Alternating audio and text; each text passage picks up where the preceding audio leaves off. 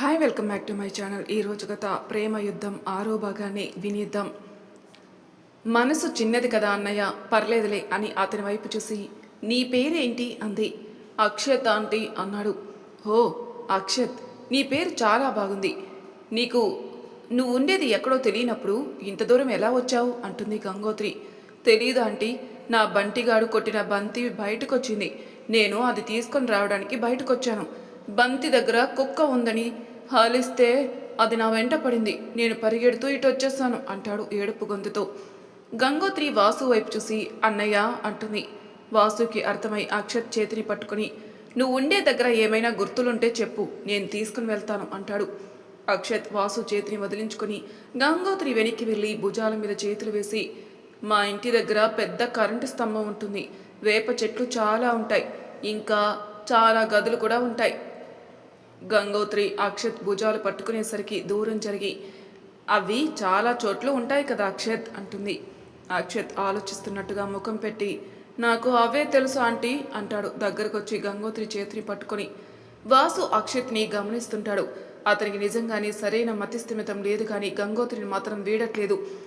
గంగోత్రి అక్షత్, ఇది రోడ్డు, నువ్విలా నా చేతిని పట్టుకుంటే చూసే వాళ్ళకి తప్పుగా ఉంటుంది. అక్షత్ అవునా అంటూ చుట్టూ చూసి నాకేం భయం, ఎంతమందిలో ఉన్నా ఆంటీ చెయ్యి నేను వదలను అంటాడు. గంగోత్రి ఒక్కసారిగా తలెత్తి అక్షత్ వైపు చూసి నవ్వుతూ సరే వదలకులే, కానీ నువ్వు ఎలా పరిగెత్తుకుంటూ వచ్చావో చెప్పు. నేనా ఇలా అని ఒక దారి చూపిస్తాడు. సరే పద అటే వెళ్దాం అని ముందుకెళ్తుంది. వాసు గంగోత్రి మనకెందుకురా అంటాడు. పర్లేదులే అన్నయ్య, ఇప్పుడు ఇంటికి వెళ్ళినా నాకు పెద్దగా పనేమీ లేదు కదా. ఈ అబ్బాయి ఇటు వచ్చాడని తెలియని తన తల్లిదండ్రులు తప్పిపోయాడనుకుని తన గురించి ఎంత బాధపడతారు. నువ్వు షెడ్డుకి వెళ్ళాలి కదా అన్నయ్య, వెళ్ళు, నేను ఇతని దించి ఏదైనా పని దొరుకుతుందేమో చూసుకుని వస్తాను. వాసు తన చొక్కా జోబిలో నుంచి ఒక 100 కాగితం తీసి గంగోత్రి చేతికిస్తూ నీ దగ్గర ఖర్చులకు కూడా డబ్బులు లేదన్నావు కదా, తీసుకో అంటాడు. వద్దన్నయ్య అంటుంది గంగోత్రి. పర్లేదు అప్పుగా తీసుకోరా, నేను తర్వాత తిరిగి తీసుకుంటానులే కానీ. గంగోత్రి తన దగ్గర చిల్లి గవ్వలేక ఇస్తున్న డబ్బుని కాదను అనలేక తీసుకుని చిన్నగా నవ్వుతుంది. వాసు సరే జాగ్రత్తరా, ఇతన్ని చూస్తే మంచివాడలా అనిపిస్తున్నాడని నిన్ను వదిలేసి వెళ్తున్నాను. ఏమైనా ఇబ్బంది పెడితే అక్కడే వదిలేసి వచ్చేయి, లేదంటే ఎవరిదైనా ఫోన్ తీసుకుని నాకు ఫోన్ చేయి, సరేనా? అలాగే అన్నయ్య అని అక్షత్ రా వెళ్దాం అంటుంది. వాసు వాళ్ళని చూసి కొంచెం దూరం వెళ్ళి వెనక్కి తిరిగి చూస్తాడు. అక్షత్ సరే పద నీకు చూయిస్తాను అని గంగోత్రి భుజం చుట్టూ చెయ్యేసి నడుస్తుంటాడు. మధ్యస్థిమితో ఉన్న మేధావులు అందరూ గొడ్రాలని నష్టజాతకురాలని బాధ పెడుతుంటే మతి లేనివాడు తోడుగా ఉండి నవ్విస్తూ తీసుకుని వెళ్తున్నాడు అనుకుంటూ అక్కడి నుంచి వెళ్ళిపోతాడు. ఏంటి అక్షత్ ఇన్ని దారులు చూయిస్తున్నావు? నాకు కాళ్ళు నొప్పి వస్తున్నాయి, నిన్నటి నుంచి నేనేమి తినలేదు కూడా. అయ్యో క్షమించా ఆంటీ, మరి నేను ఇలానే వచ్చాను, అందుకే నేను ఇలానే తీసుకెళ్తున్నాను. ఎలా అక్షత్, నువ్వు తప్పు చెప్తున్నావు కదా అంటుంది గంగోత్రి. లేదు, నేను ఒక్కసారి ఇక్కడ దాక్కున్నాను, ఒక్కోసారి అదిగో కారు ఉంది కదా అక్కడ దాక్కున్నాను, తర్వాత ముందుకెళ్తే ఒక చెట్టు ఉంటుంది దాని వెనక దాక్కున్నాను. సరే కాసేపు ఆగు, నాకు నీరసంగా ఉంది అంటూ ఒక రాయి మీద కూర్చుంటుంది. అప్పుడే అక్షత్ని తరిమిన కుక్క మళ్ళీ వస్తూ కనిపిస్తుంది. అక్షత్ దాన్ని చూసి అదిరిపోయి ఆంటీ ఆంటీ ఆ కుక్క మళ్ళీ వస్తుంది అంటూ గంగోత్రి వెనక్కి వెళ్ళి కూర్చుని గంగోత్రిని పడేసే అంత పని చేస్తాడు. గంగోత్రి కింద పడేది తమాయించుకుని అక్షత్ ఆగు, అదేమి అనదు, నేను ఇక్కడే ఉన్నాను కదా, కాస్త ఆగు. అక్షత్ గంగోత్రి వీపుకి తలపెట్టి కుక్కని చాటుగా చూస్తూ ఉంటాడు. గంగోత్రి కుక్క తిరిగి వెళ్ళడం చూసి దీన్ని అనుసరిస్తే అక్షత్ వెళ్ళిన చోటుకి తీసుకుని వెళ్తుందేమో చూద్దాం అనుకొని అక్షత్ ఆ కుక్క మీ ఇంటి దగ్గరే ఉంటుందా? హా ఆంటీ, రోజు మా ఇంటి దగ్గరున్న చెట్టు కింద పడుకుంటుంది. గంగోత్రి అవునా, అయితే అది మీ ఇంటికే వెళ్తుంది, పద దాని వెనక వెళ్దాం అని లేచి నిల్చుని ఉంటుంది. నేను రాను, అది కరుస్తుంది. దాన్ని చూసి నువ్వు భయపడి ఉంటావు, అందుకే నేను తరిమింది, లేకపోతే రోజూ చూసే నీ జోలికి ఎందుకు వస్తుంది చెప్పు? అది కరవడానికి కాదు, రా. అక్షత్ నిన్ను మీ ఇంటి దగ్గర దించి నేను వెళ్తాను, నాకు బాగా ఆకలిగా ఉంది. అక్షత్ గంగోత్రి ఆకలి అనేసరికి సరే పద ఆంటీ అంటూ లేచి నిల్చుంటాడు. గంగోత్రి కుక్క వైపే చూస్తూ దాని వెనకాలే వెళ్తుంది. కుక్క ఒక దగ్గర ఆగి చెట్టు కింద పడుకుంటుంది. అక్షత్ ఆంటీ అదే మా ఇల్లు, ఒక పెద్ద ద్వారం ఉన్న ఇంటిని చూయిస్తాడు, అది బడిలా ఉందే అనుకుంటూ రా వెళ్దాం అంటూ లోపలికి తీసుకుని వెళ్తుంది. లోపలికి వెళ్ళిన తను ఒక దగ్గర గుంపుగా జనాలు ఉండడం చూసి దగ్గరికి వెళ్తుంది. అక్కడ చంద్ర సహోదరి గారు తలకి 2 చేతులు పెట్టుకొని కళ్ళల్లో నీళ్లు ఆపుకుంటూ కూర్చుని ఉంటుంది. ఒక 4 సంవత్సరాల బాబు, రే అక్షత్ అంటూ పరుగున అక్షత్ దగ్గరికి వెళ్ళి, రే ఎక్కడికి వెళ్ళావు, నీ కోసం మొత్తం వెతికాం తెలుసా అంటూ అక్షత్ కాళ్ళ వరకు అందుతుంటే అతని కాళ్ళ మీద కొడుతూ ఉంటాడు. చంద్ర సహోదరి అక్షత్ అన్న పిలుపుకి లేచి అక్షత్ దగ్గరికి వెళ్తుంది. రే బంటి కొట్టకరా, నేను ఎక్కడికి వెళ్ళలేదు, నువ్వు బాలు బయటికి విసిరావు, నేను అది తీసుకురావడానికి వెళ్తే మన ఇంటి బయట ఉండే ఎర్ర కుక్క నన్ను తరిమింది, నేను చాలా దూరం వెళ్ళాను, అక్కడ ఈ ఆంటీ నన్ను కాపాడింది అని బెదురుగా చెప్తూ ఉంటాడు. చంద్ర సహోదరి దగ్గరికి వస్తూనే ఆ మాటలు విని గంగోత్రి వైపు చూసి ఆగిపోతుంది. గంగోత్రి చంద్ర సహోదరిని చూడకుండా చుట్టూ చూస్తూ ఉంటుంది. బంటి ఆంటీ థ్యాంక్ యూ, మా దోస్తుని కాపాడినందుకు అంటాడు. గంగోత్రి నవ్వుతూ బంటి వైపు తల తిప్పి, పర్వాలేదు అక్షత్ జాగ్రత్త, నేను వెళ్తాను అంటుంది. అక్షత్ ఏడుపు ముఖం పెట్టుకుని ఎక్కడికి అంటాడు గంగోత్రి భుజం చుట్టూ చెయ్యేసి. చంద్ర సహోదరి అక్షత్ దగ్గరికి వచ్చి, క్షమించమ్మా అంటూ, అక్షత్ అలా చెయ్యి వేయకూడదురా, తీయనన్న. అయ్యో పర్లేదండి, అతను చెయ్యి వేసినా నాకేమీ తప్పుగా అనిపించట్లేదు, తల్లిని ముట్టుకున్న కొడుకులా ఉన్నాడు అని అక్షత్ వైపు చూసి నవ్వుతుంది.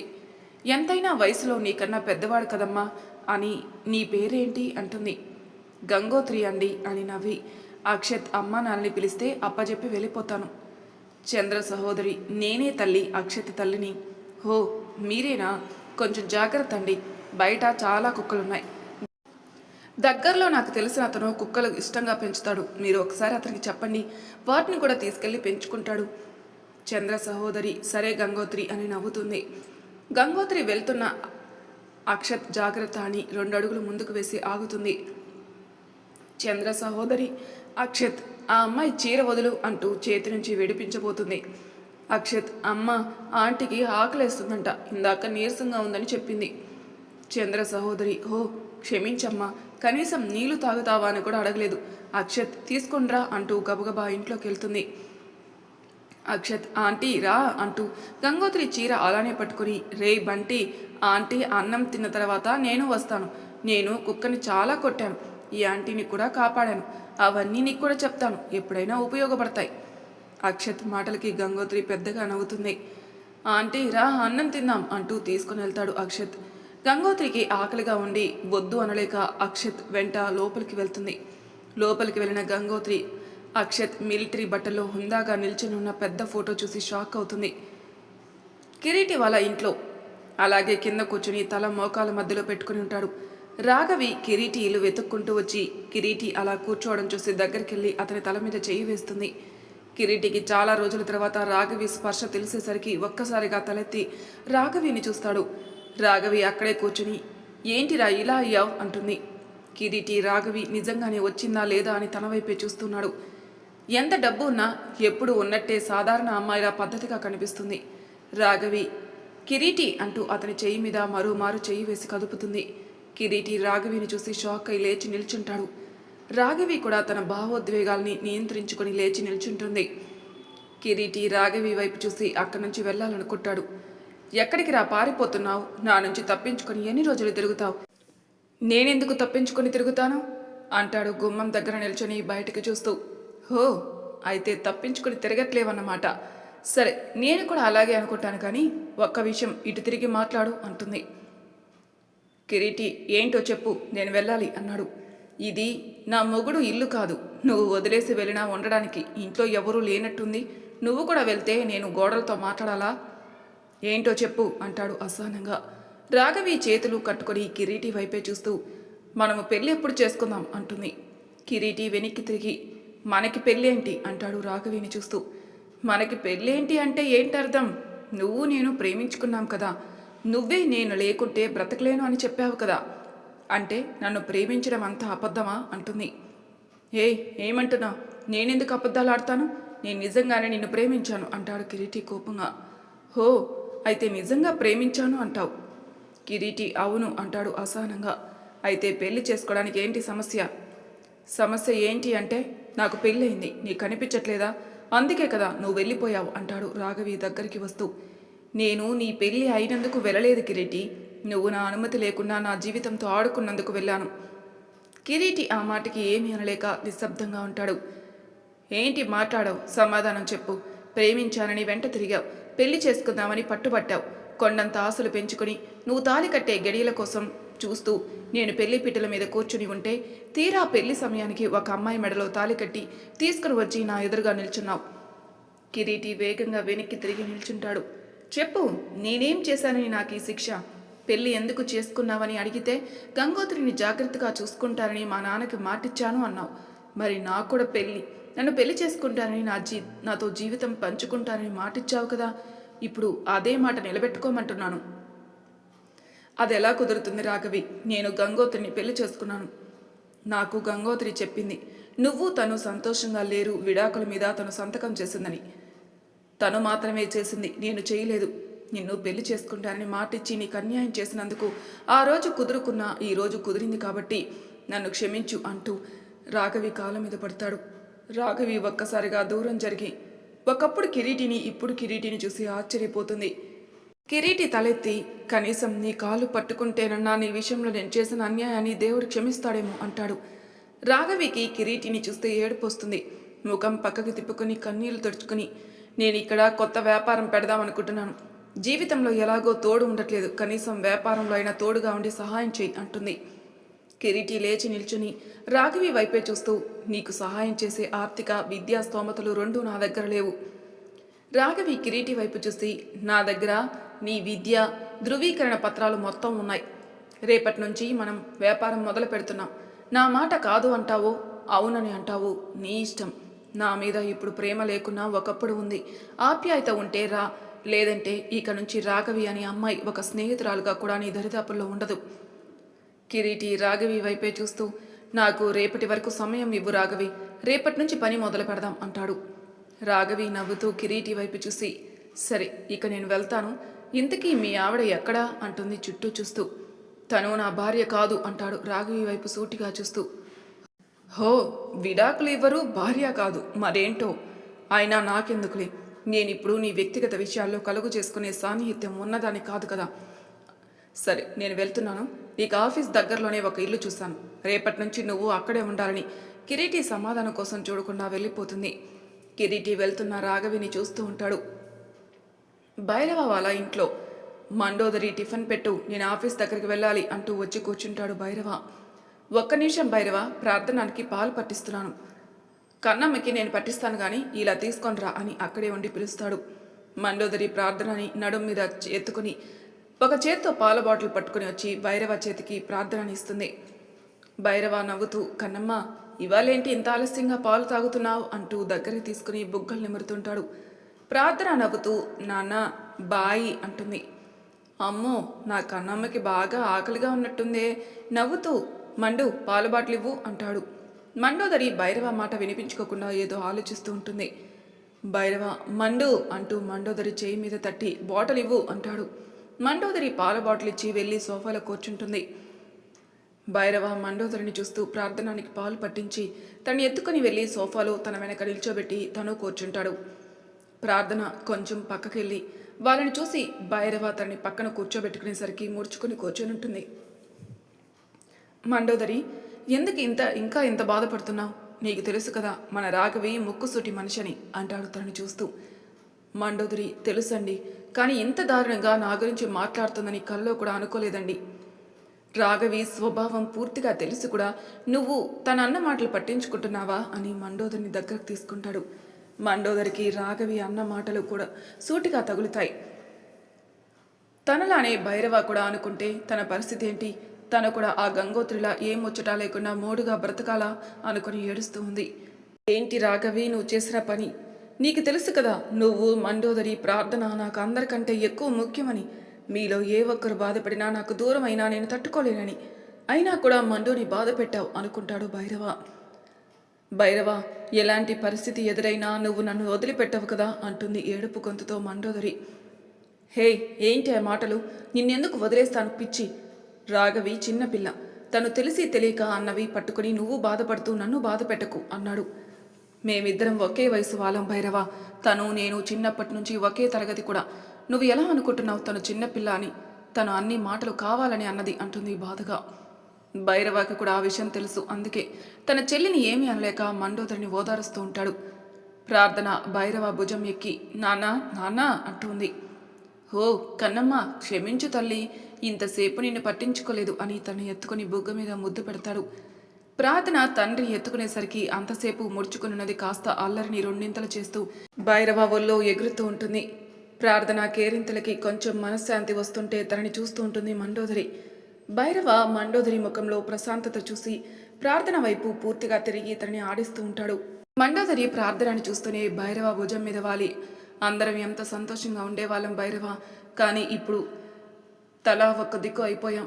మా నాన్న బ్రతికి ఉంటే ఎన్ని సమస్యలు వచ్చినా అందరినీ ఒకటిగానే ఉంచేవాడు కదా అంటుంది. భైరవ ఆడిస్తున్న ప్రార్థనని చేతుల్లోనే ఆపి మండోదరి వైపు ఒక్కసారి చూసి మళ్ళీ ప్రార్థనని చిన్నగా ఎగరేస్తుంటాడు. మండోదరి కళ్ళు ఎత్తి ఏంటి భైరవ మాట్లాడవు అంది. ఇప్పుడు పోయిన వారి గురించి బాధపడకు, కూర్చునుంటే ఉన్నవారి గురించి ఎవరు ఆలోచిస్తారు చెప్పు, అందుకే నేను చనిపోయిన వారి గురించి వారి బాధ్యతల గురించి ఎక్కువ ఆలోచించను కూడా అంటాడు. మండోదరికి ఆ విషయం ఎక్కువ సాగదీయడం ఇష్టం లేక మౌనంగా ఉంటుంది. భైరవ మండోదరి వంక చూసి నాకు టిఫిన్ పెట్టు, నేను ఆఫీస్కి వెళ్ళాలి, అక్కడ నాకు చాలా పనుంది అన్నాడు. మండోదరి వెంటనే పైకి లేచి ఇప్పుడే వస్తానండి, మీరు డైనింగ్ దగ్గరికి రండి అంటూ వెళ్తుంది. భైరవ ప్రార్థనని ఎత్తుకొని అక్కడి నుంచి వెళ్తాడు. లోపలికి వెళ్ళిన గంగోత్రి అక్షత్ మిలిటరీ బట్టల్లో హుందాగా నిల్చొనున్న పెద్ద ఫోటో చూసి షాక్ అవుతుంది. అక్షత్ ఆంటీ రా అంటూ చేయి పట్టుకొని లోపలికి తీసుకుని వెళ్తాడు. గంగోత్రికి ఏం అర్థం అవ్వక చుట్టూ చూస్తుంది. అక్కడ చాలా వరకు అక్షత్ ఫోటోలు ఉంటే ఒక పెద్ద ఫోటో అక్షత్ పోలికలతో ఉండి దానికి దండ వేసి ఉంటుంది. ఆ ఫోటో పక్కనే ఒక జత మిలిటరీ బట్టలు శుభ్రంగా ఇస్త్రీ చేసి పెట్టుంటారు. చంద్ర సహోదరి గంగోత్రి చూపులు గమనించి ఆయన నా భర్త అమ్మ, అక్షత్ తండ్రి అంటుంది. మేడం, ఈ అక్షత్ పోలీసా అంటుంది మళ్ళీ అక్షత్ ఫోటో వైపు చూపిస్తూ. చంద్ర సహోదరి గంగోత్రి వైపే చూస్తూ పోలీసు కాదు తల్లి, మిలిటరీ, అంటే మన దేశ సరిహద్దుల్లో ఉండి మన ప్రాణాలు కాపాడతారు కదా అతను. అవునా, అంటే అక్కడ ఉండి కాపాడేది మనుషులేనా? మా మామయ్య వాళ్ళు దేవులని చెప్తారేంటి అంటుంది ఏదో వింత విషయం విన్నట్టు. చంద్ర సహోదరి గంగోత్రి వైపే చూస్తూ నువ్వు చదువుకోలేదా గంగోత్రి అంటుంది. లేదండి, చదువుకోమని మా మామయ్య చాలాసార్లు చెప్పాడు, కానీ నేనే చదువుకోలేదు అంటుంది. ఆలోపు అక్షత్ వెళ్ళి భోజనం తీసుకుని వస్తాడు. చంద్ర సహోదరి అది చూసి అయ్యో నేను మర్చిపోయాను, నువ్వు తెచ్చావా అంటూ నవ్వుతూ అక్షత్ చేతిలో భోజనం తీసుకుంటుంది. గంగోత్రి అక్షత్ వైపు చూసి ఫోటో వైపు చూస్తూ ఎందుకండి ఇలా మారిపోయాడు అని అడుగుతుంది. తనకు రోడ్డు ప్రమాదం జరిగింది గంగోత్రి, అందుకే అలా అయ్యాడు, ఇదిగో ముందు భోజనం చెయ్యి అని గంగోత్రి చేతికి భోజనం కంచం ఇస్తుంది. గంగోత్రి కంచం చేతిలోకి తీసుకుని కూర్చోడానికి కింద చూస్తూ ఉంటుంది. చంద్ర సహోదరి గంగోత్రి చూపులు గమనించి ఇక్కడ కూర్చో అమ్మా అని ఒక కుర్చీ చూపిస్తుంది.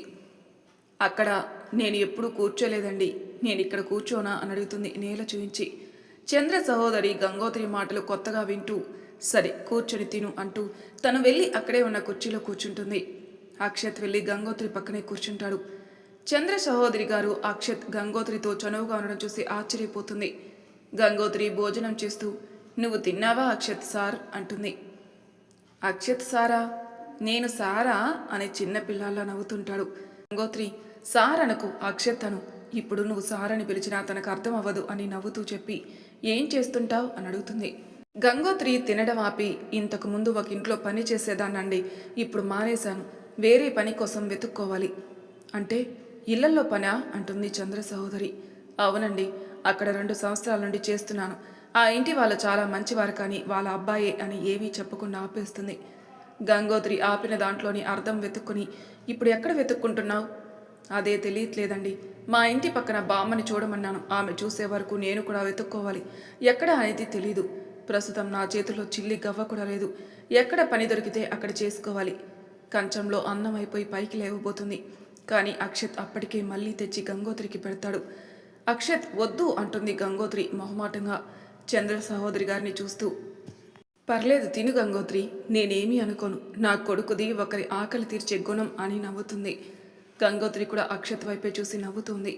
చంద్ర సహోదరి గంగోత్రి ముఖం చూస్తూ నీకు పెళ్ళైనట్టుంది, నీ భర్త ఏం చేస్తాడు, అతనుండగా నువ్వెందుకు పని వెతుక్కుంటున్నావు అంటుంది. గంగోత్రి తినడం ఆపి చంద్ర సహోదరి గారిని చూస్తూ తను నాకు పెట్టడండి అంటుంది. అదేంటి, చేసుకున్నవాడు పెట్టకుంటే ఇంకెవరు పెడతారు? మా బావకి నేనంటే ఇష్టం ఉండదండి, అందుకే నాకు రూపాయి కూడా ఇవ్వడు, నేనే సంపాదించుకొని తినాలి. బావకి వాసు అన్నయ్యకి మాత్రం నేనే వంట చేస్తాను, కానీ వాటికి కావాల్సిన డబ్బు రూపాయితే సహా ఇచ్చేస్తారు. నేను వంట చేసినందుకు కూడా నెలకి ఇంత అని లెక్క కట్టిస్తారు.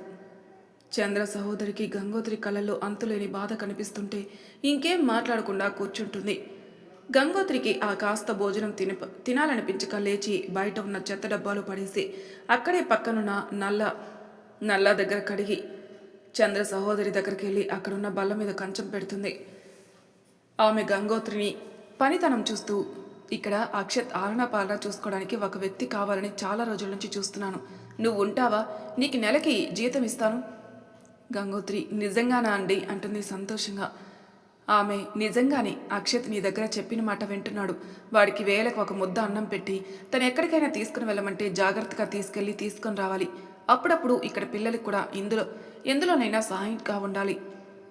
గంగోత్రి సరే అండి అని సంతోషంగా ఒప్పుకుంటుంది. మరి నీ భర్తకు కూడా చెప్పి ఆయన నిర్ణయం కూడా తీసుకుని రేపటి నుంచి వచ్చి పని చేసుకో అంటుంది. మా బావకి చెప్పాల్సిన అవసరం లేదండి. నేనెటు పోయినా ఆయనకు అవసరం ఉండదు. నేను త్వరలోనే విడాకులు తీసుకుంటున్నామండి. ఇక మీద అతని ఆధారం ఉండదు కాబట్టి నేను వేరే చోటుకి మారాలి అనుకుంటున్నాను. చంద్ర సహోదరి గంగోత్రి మాటలు జాగ్రత్తగా వింటూ, సరే అలా అయితే ఎక్కడో ఎందుకు, ఇంతమంది పిల్లలకి పెట్టే దగ్గర నీకొక్కదానికి పెడితే పోతుందా? నువ్వు కూడా వచ్చి నాతో పాటు వేరొక గదిలో ఉండు అంటుంది. అమ్మో, మీరు పని ఇవ్వడమే ఎక్కువ. ఇక మీ ఇంట్లో కూడా అంటే నా దరిద్రం మీకు కూడా పట్టి మా బావలా అయిపోతే వద్దండి, నేను ఎక్కడైనా ఉంటాను. దరిద్రం ఏంటి? అదృష్టం. దరిద్రం మన మనసులోని భావం బట్టి ఉంటుంది, మనిషి పరిస్థితులు పట్టి కాదు. నువ్వు రావాలంటే ఎప్పుడైనా మా ఆశ్రమం తలుపులు తెరిచే ఉంటాయి. గంగోత్రికి మాటలో చెప్పలేనంత ఆనందంగా ఉంటేను ఆమె కాళ్ళ మీద పడి ఆమెని సంతోషంగా చూస్తుంది. చంద్ర సహోదరి ఒక అడుగు వెనక్కి వేసి, ఇవన్నీ వద్దమ్మా, నా దగ్గర అవకాశం ఉంది, నీకిచ్చాను, వెళ్ళిరా తల్లి అని నవ్వుతూ చెప్తుంది.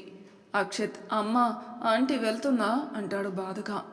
లేదు నాన్న, రేపొస్తుంది, నువ్వు లోపలికెళ్ళు, నేను తనని పంపించొస్తాను. అక్షత్ గంగోత్రి చేతిని పట్టుకుని దగ్గరికి లాక్కొని, వద్దమ్మా, రేపు ఆంటీ ఇక్కడికి వస్తుంది కదా, మళ్ళీ పంపించుకో అంటాడు. గంగోత్రి అక్షత్ రెండు చేతుల్లో బందీ అయి అతని వైపు షాక్ అయి చూస్తుంది. చంద్ర సహోదరి కూడా షాక్ అయి, అక్షత్ తప్పు నాన్న, వదులు అంటుంది. అక్షత్ ఏడుపు ముఖం పెట్టుకొని గంగోత్రిని వదిలేసి అక్కడి నుంచి ఇంట్లోకి వెళ్ళిపోతాడు. గంగోత్రి అక్షత్ వైపే చూస్తూ అతను లోపలికి వెళ్ళగానే వెళ్తున్నానండి అంటూ అక్కడి నుంచి వెళ్ళిపోతుంది. మరి తర్వాయి భాగంలో ఏం జరుగుతుందో నెక్స్ట్ ఎపిసోడ్లో తెలుసుకుందాం. అంతవరకు నా ఛానల్ సబ్స్క్రైబ్ చేయని వాళ్ళు ప్లీజ్ సబ్స్క్రైబ్ చేసుకోండి, లైక్ చేసి షేర్ చేయండి. మీ అభిప్రాయాలు నాకు కామెంట్ రూపంలో తెలియజేయండి. Thank you for listening.